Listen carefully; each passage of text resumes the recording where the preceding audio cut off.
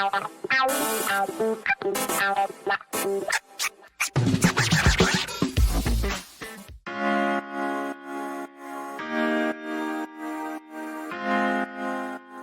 right, and finally on what happened yesterday in voting rights, you said they can only burn everything down if we let them. To stop the momentum of the big lie, we need criminal charges against the big liar. I mean, yeah, A, that, but B, what else does the DOJ do about these? If this fails in Congress, what do we do about these fraudits and these voter suppression laws? What can DOJ do, and what should they do? The Department of Justice steps up, and wherever they seek potential crimes being committed by, among others, state legislatures trying to unconstitutionally suppress the right to vote, they need to wade in with lawsuits and perhaps criminal investigations. It was great that the Department of Justice sent a sternly worded letter to Arizona. Hey, knock off that fraudit stuff. And they followed up with exactly no action. That makes for a hollow threat. Those kind of threats will be disregarded. When they see evidence of crime being committed by state legislators trying to suppress the votes, they need to wade in with actual criminal investigations. Okay. And Glenn, for people who've just tuned in, sometimes people miss can you just sort of round up again, because the biggest concern everyone has is the speculation that the Biden Justice Department is going to defend Trump. Yeah. Among others, the Capitol riot cases, because of them taking the position of defending him against the E. Jean Carroll case. Just wrap up again what you think is going to happen and why. Sure. Let's have some hope here, because what we saw in the Reuters article was pure speculation, that because the DOJ took a certain position in civil litigation, the E. Jean Carroll case, it might take the same position in the Capitol riots lawsuits that have been brought against Donald Trump. I do not believe that speculation will come to fruition, because the Capitol riots were crimes, right? The insurrection was a crime. Inciting the insurrection is a crime, completely different from a civil lawsuit being brought by E. Jean Carroll, where the Department of Justice said, look, there are some rules, some procedures, and some precedent that say the Department of Justice can step into that civil lawsuit. It's a completely different can of worms when it comes to defending Donald Trump in potentially criminal conduct of inciting an insurrection. Okay. I do not think that Reuters prediction will come true. Okay. See, he always makes me feel better at the end. Sometimes it's a longer discussion. He talked you down. You did talk me down still. And justice is coming. Justice was stuck on the 405 in a traffic jam. All right. We love you, Glenn Kirshner, so much.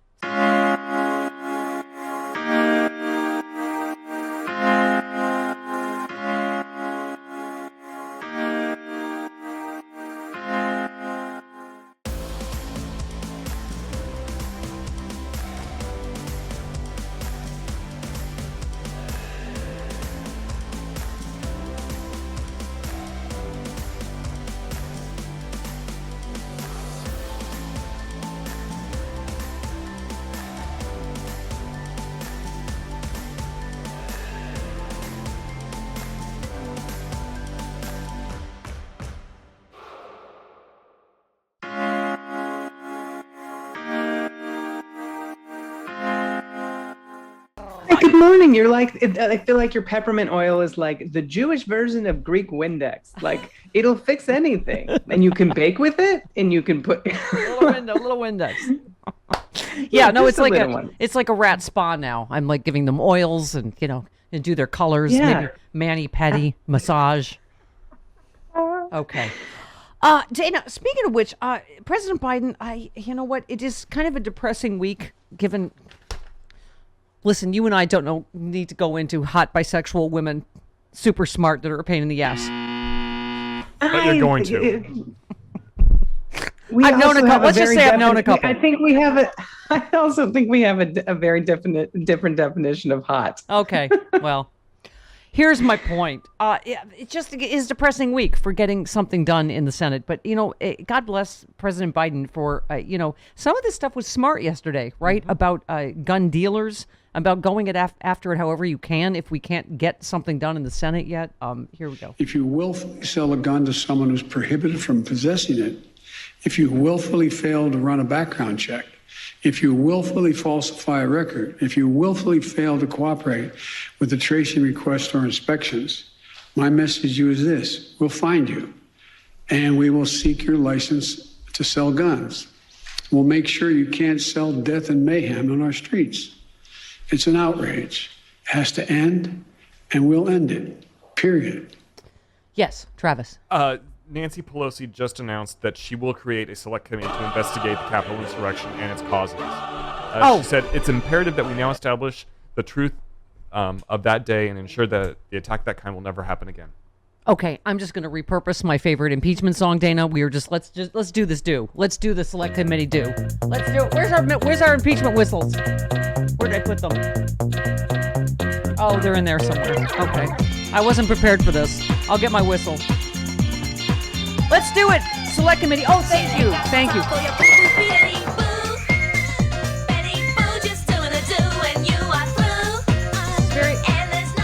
Dana, see what I mean about everything gets better when Dana's here? See? Look everything gets better. Look at these announcements. And you know what? Hopefully Pelosi is smart and they put Liz Cheney on this select committee. And Adam Kinzinger. Yes. Yes. Absolutely. Yeah. Make it bipartisan. Let's do this. That is a great idea. And she can say this is bipartisan. It's, sane Republicans that, at least believe in a basic set of facts and truth. Every Republican who voted for the committee the first time, the actual do a Congress approved one. Nobody that voted to overturn the election. Dana, don't you feel like yesterday in the midst of all this, I don't know why this struck me, that I thought like because of all of the insurrection and all of this stuff going on, I don't think there's been enough focus on the Republicans that voted to overturn our democracy. They voted after they were attacked. Yeah. They went back in and voted to overturn the results of a free and fair election that not only Trump's head of cybersecurity, Trump's, personal attorney, Bill Barr, said was free of fraud. I mean, I just don't feel like they've been held to account even for that. Do you? They haven't been held. No one's been held. I mean, they just sentenced the first person. And listen, I understand why they did this, but parole, at this point, no one's been held to account. So if they're going for bigger fish, let's go fishing because a lot of us are getting tired. Something has to change. There's no accountability for this. This was an attack on our democracy and the United States Capitol. This is insanity. Yeah, no, exactly. This is what I was just talking to Malcolm about, Dana, that Robert, whoever, of Maryland, pled guilty to one count of parading, demonstrating, or picketing in a Capitol building, a misdemeanor. He agreed to pay a $500 restitution for damages to the building. Another agreement offered to Anna Morgan Lloyd. She's grandma, For the first person sentenced today who avoided jail time, she received 40 hours community service, probation, $500 restitution. Judge released an accused insurrectionist to go on vacation after she spent a night in jail and then verbally agreed to the court's conditions. And I guess Malcolm said, well, it depends on, how they cooperated, what they gave up, I suppose. And Dana, you're absolutely right, is I hope they're working up the field chain the food chain to the top, because this is a little, this lady, can I just say, is just, I screwed up my box, Dana, pardon me, is a little, there it is. Picture box. Yes. Picture box. How embarrassing. I'm looking right at you. I am looking right at you. She stated she was making a divine special appearance as a free living soul and a woman, and then quoted several passages from religious scripture as the basis for her statements. After spending a night in jail, she appeared before the judge. The judge ruled she could be released on personal recognizance after she verbally agreed to the court's conditions, which include turning firearms over to her sister. I don't feel like that's probably because I'm thinking her sister might be equally okay.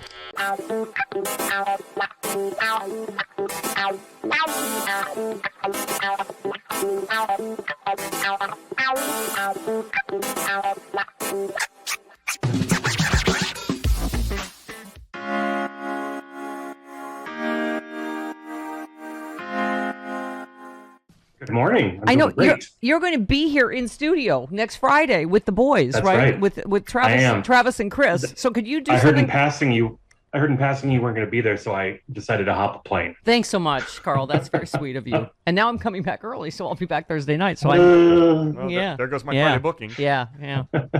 Cats away, mice will play. Literally. Could you do something about the rodent problem while you're here?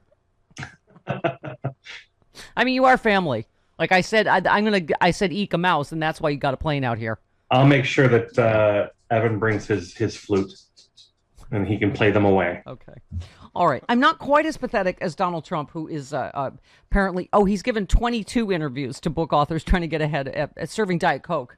That'll turn him to try to get ahead of the wave of damaging books.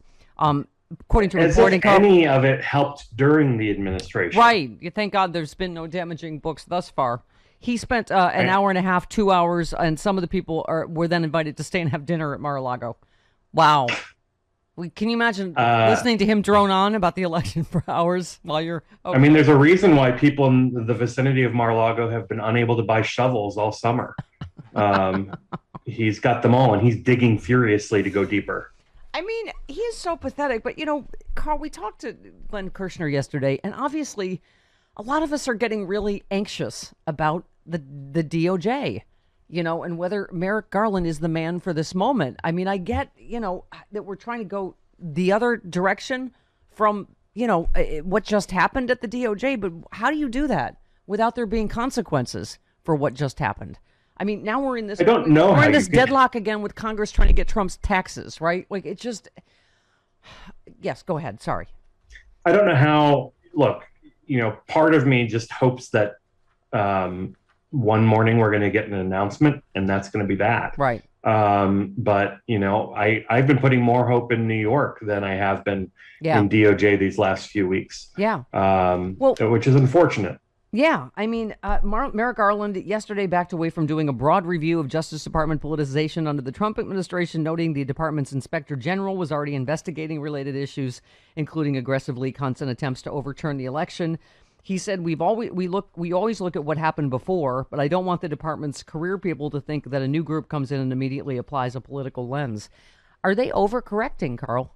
Are they going too I don't much? know. I mean, look, I do have some trust in the inspectors general. They did a very good job during the Trump administration of exposing corruption and malfeasance throughout his administration. So, they are independent, and we'll see what report they come out with.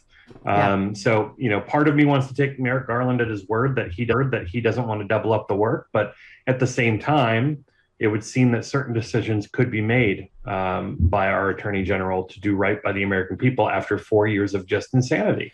Well, I hope Glenn Kirshner is right, and he often is, but said, he does not, that this Reuters piece was wild speculation that the DOJ would defend Trump on January 6th, because that would be the Rubicon, right? I mean, that would just, I mean, even a tourist walking through the Capitol, I don't know what planet they were on. This was intended to halt the very functioning of our government. I mean, to me, that is the line that cannot ever be crossed. The overthrow of the United and States these people government. who are saying they were tourists, these are the same Republican members of Congress who were trying to hold the doors shut. So I don't know when the last time. They weren't out there taking selfies with the peaceful tourists, were they? They were cowering under desks with everybody else. Liz Cheney had to show, what's his name? Was it Gosar, or was it? Yeah, I believe it was. Yeah, from how Arizona. to put his gas mask on because he was, busy putting his pants, right? I mean, it's just He's not that bright. Oh, God. Yeah.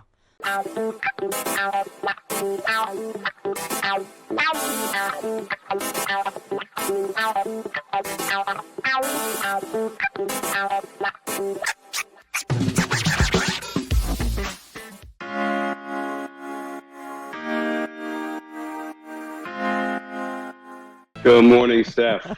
This is not a good start. That when you said, Travis said, you're going to have to talk me down, and you said, I don't know, well, she might have to talk me down. That's not a good place for us to be. Yeah.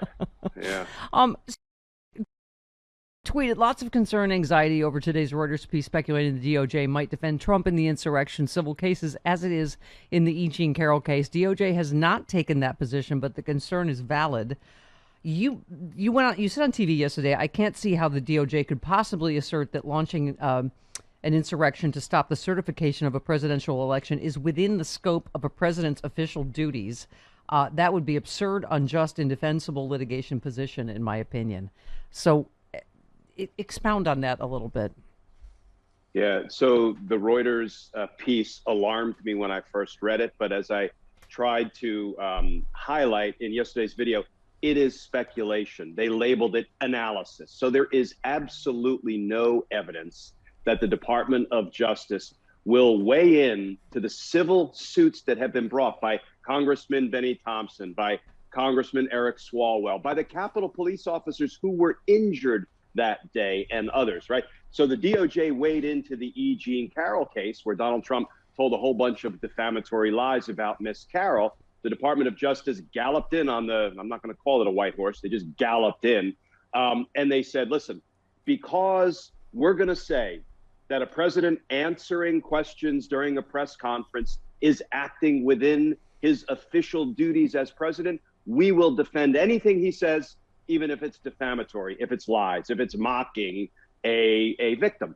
So the fear is, and what Reuters said yesterday is, well, the DOJ might take this same position in the insurrection lawsuits, come galloping in and say, no, whatever the president said, whipping up his base before they attacked the Capitol, that was within the scope of his presidential duties. I do not believe the Department of Justice will take that position, because it's kind of the opposite of your official duties as president to try to stop the certification of a presidential election. Well, Glenn, in this piece, there was obviously a lot of lawyers, involved in those lawsuits that you spoke about, made some interesting points. A lawyer representing the Capitol police officer, for instance, said Trump's appearance at the January 6th gathering before the insurrection amounted to a campaign rally unrelated to his official duties. He said he's effectively acting as a candidate. He has no official role in the certification of electoral votes. He said, I don't think anyone would think it's within the scope of the president's legitimate duties to encourage people to interfere with the functioning of another branch of government. He was promoting an insurrection and a riot. That makes sense to me legally. What do you think? I like that, but here's why I don't think that works. It's a nice argument that thinks outside the box, but let's face it, Donald Trump wasn't running for office. This was not actually a campaign rally. This was a pep rally to whip up his base to have them attack the Capitol. So I think there are stronger arguments why this does not fall within the scope of his presidential duties, stronger than this was really more of a campaign rally, because it wasn't. Yeah. I mean, there are definitely some depressing parts of this, right? One constitutional scholar characterized the department's position in the E. Jean Carroll case as a blunder that will be difficult to undo. It would be very difficult for the Justice Department to change course now, said Lawrence Tribe, our friend and yours. The Titanic is aimed at the iceberg. He said, when a president says or does something illegal, it does not warrant a taxpayer-financed defense by government lawyers, was his argument against it. He said it would be outrageous for the department to defend Trump against the lawsuits related to the Capitol riots on the basis that fomenting a violent insurrection as charged in these suits fell within the president's job description. But is Lawrence right that, the E. Jean Carroll thing has opened the door to all of this? I mean, is it hard now for them to not take that position in all these other cases? It's not hard for a couple of reasons. One, I hope what the Department of Justice is doing is they are making sort of an independent assessment in each case that has anything to do with Donald Trump, and they're calling it as they see it. And let's remember, there is some case law, some precedent, horrific though it may be, that says the position they took in the E. Jean Carroll case has been taken before, and courts have sanctioned it. Courts have sanctioned instances where congressmen stood up. He defamed his wife, and the Department of Justice stepped in, and there's case law that says it's appropriate for the Department of Justice to step in when elected officials are making these statements at press conferences without regard to whether the statements are true or not, defamatory or not. So like it or not, there is case law. But here's the difference, Steph. That has to do with civil wrongs, right? Listen, you defamed me. You can't go to jail for that, but I can maybe recover damages. Inciting an insurrection is a criminal offense. So I think the Department of Justice can and better take the principled position that lawsuits are one thing, crimes are another. We're not going to step in and represent Donald Trump when he tried to criminally undermine the certification of presidential election results. That's where I hope the Department of Justice is going. Yeah. Well, and you also, in general, in the Capitol riots, you said it's taking longer than necessary, in my opinion. Prosecutors can spend an eternity investigating the grand jury pursuing a perfect indictment. There's no such thing. Or they can seek arrest warrants as soon as they have probable cause, thereby promoting public safety. So I think that's, what a lot of people feel is like emboldening and allowing this to go on is that this feels like it's taking so long, right? Yeah, this is my big beef with federal prosecutors generally. Mind you, I was one for decades, so, maybe this is a little bit of self-loathing. But if we go into the grand jury and we investigate cases, but there has been no arrest, you know what? We're on our own timetable. We have no deadline. So we can investigate it for years, wanting to create the perfect indictment, one that's bulletproof, one that we can't lose at trial. If we take that view, we're doing a disservice to the American people. Because once you have evidence establishing probable cause that a crime has been committed, like Volume 2 of the Mueller report, 10 counts of felony obstruction of justice, you can walk into a judge's chambers and seek an arrest warrant. That should have been done.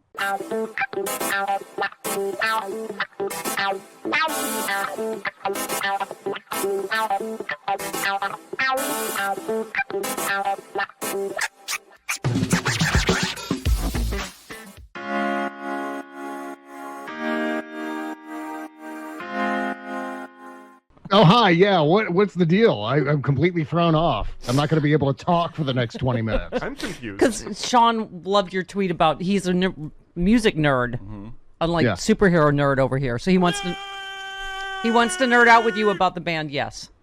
Oh, yes. Yeah. I did a couple of album covers for Yes. I know. That's so cool. Yeah. You've had a varied past, Bob. You know what? I'm in competition with Tom Hartman. We're trying to see which one of us can do absolutely every job in the world at some point or another. Yes. Yeah, exactly. Every time I listen to Tom's show, it's like, yes, back in 78, I was working as a mayor of the Berlin, Germany. And when I was there, I was also cleaning toilets. And they had this thing. Tom Hartman was not mayor of Berlin. He is a well-known liar. Yes, no, but you had and you did cartoons, right? Didn't you do? Yeah, I've done cartoons. You did, yeah. I've done, I've done something in just about every form of entertainment, and I've landed on the lowest rung of entertainment, which is radio/podcasting. So no, me too. That's why I'm doing it wrong. That's why we're soulmates. Because someone said I'm one of the only people that I've hosted literally every kind of TV show and failed at all of them. So it's hard. It's not easy to do, Bob. Yeah, I had a TV show. I made an independent movie. I published a book. I've been on the radio, and I do a podcast now. The next rung down on the ladder, Stephanie. We should warn each other. Porn. That's what's next. That's where we're going. I will begin my career where I will end my career where I began it at the Itchy Kitty in Reseda on a pole. Except I'll see you there. Super old and sad. Yeah. Okay. Maybe I'm being a little harsh on myself. I wouldn't say failed at every genre of television, just not doing it anymore. Just, succeeded so much that I no longer needed to. What do you call all this? This is a TV show. Right. It's true. Right? But I did late night show, game show, political talk show. I can't remember anymore. Like Deborah Vance in Hacks. I'm Deborah Vance in Hacks. Yes. Yeah. Well, no, I mean, she had a show that was kind of historic. She had a late night talk show. Me too. Yes. And so did you. And that's what I'm saying. That no one remembers. But it was still legendary. It was still history making. Thank you. When I sat down for CNN's History of Late Night, I'm like, I won't be in this. I will get disappeared into the cornfield again. 1995 didn't exist. It's like Fred Wallace's character, or Fred Willard's character in Waiting for Guffman. He had a show, and then it was canceled. But that's how you develop a cult. So there you go. Yes, I am Gene Smart in Hacks, and Sean is obviously the young writer that is much smarter and funnier than me. Oh, that was from A Mighty Wind. Whatever. Wrong show. Wrong movie. All right, whatever. Bob, let's get on with it. I'm going to go back to democracy is dying here, Bob. Let's pay attention. So last night, not a surprise, and yet still depressing. And yet I am I'm not going to quit. I've got no place else to go. Both on this show, since I'm already at the bottom rung. I'm on the bottom rung and hanging on to the ladder. That's it. Democracy and this show. I ain't gonna quit. I got nowhere else to go. So we've got to keep fighting, right? We've got to figure out how to. So what did you make of some of the people that were saying this is not over. This is a first step, and that they're going to keep. I don't know whether it's bringing it up or find other. I don't know what they alluded that POTUS is working on something behind the scenes we haven't heard about yet. What do you think? I'd like to think that were true. I'd like to think that was something that was actually a possibility. I don't know what other quivers or whatever other arrows they have in their quiver on this, where they're going to go from here. If they weren't able to muscle Sinema and Manchin into eliminating the filibuster before this and then voting for this particular law, even the one that they voted on yesterday is the Joe Manchin compromise version of the law. And so you think at least that would have maybe motivated him to say, well, you know what, maybe we should reform the filibuster so we can get this thing that I worked on passed. But that's not happening. And then, I can't help but to think that somehow Kyrsten Sinema, Newman, she's driving me nuts. I don't know what her end game is. I don't know what she's trying to do, because all she's succeeding in doing is really pissing off every Democrat in this country. That got her a vote. That got her elected. I mean, I can't think of a single Democrat who's like, oh yeah, that Kyrsten Sinema, boy, she's great. Yeah. No one is saying that, and I don't know why. She's a freshman senator, and she's starting her career in the Senate by making every Democrat hate her. And I'm not sure if this is part of some grand scheme. I tend to think that we watch shows like House of Cards and The West Wing, and we see, the multi-layer chess in those shows. I don't know if that really exists, at least in that sort of depth.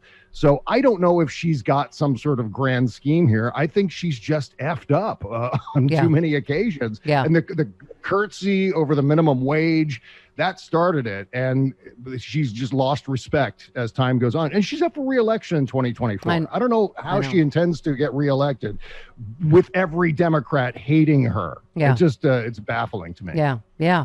Well, what was I going to say? Yeah. By the way, you have the same reaction. You retweeted Michael McKeon. It was very funny. Who said if you saw a character in a movie that was a bodyguard turned executive named Matt Calamari and he looked like this, you would say nope. And you just said, may her first child be a masculine child. It's so mobby. And I'm like, there's a Matty the Squid Jr.? Seriously? There's Matty the Squid. Hey, Matty the Squid Jr. here. Yeah. I love when they emphasize how ridiculous they are. And this is another occasion where it's a bunch of white guys who maybe don't have any connection to like the Italian mafia. Although my friend Buzz Burbank on our show yesterday was saying, well, maybe Trump's got some connections to the Russian mob. And then it occurred to me, well, Matthew Calamari.